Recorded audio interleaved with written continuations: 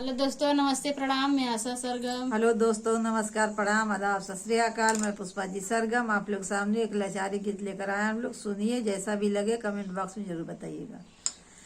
खूब लड़ी मरदानिया हो झांसी वाली रानी, खूब लड़ी मरदानिया हो झांसी वाली रानी।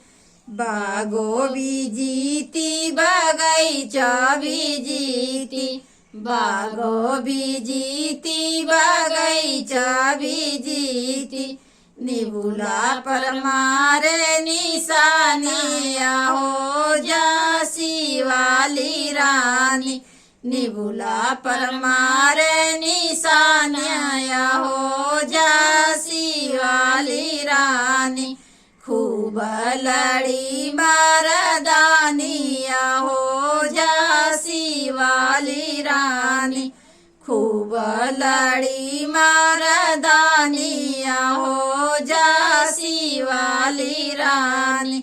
कुआना भी जीती जगतियो भी जीती, कुआना भी जीती जगतियो भी जीती।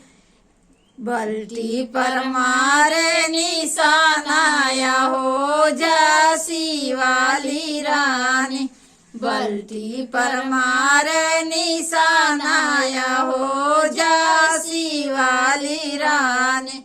खूब लड़ी मरदानिया हो झांसी वाली रानी, खूब लड़ी मरदानिया हो झांसी वाली रानी।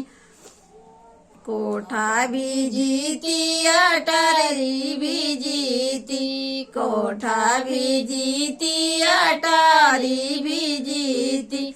खिड़की पर मारे निशानाया हो झांसी वाली रानी, खिड़की पर मारे निशानाया हो झांसी वाली रानी।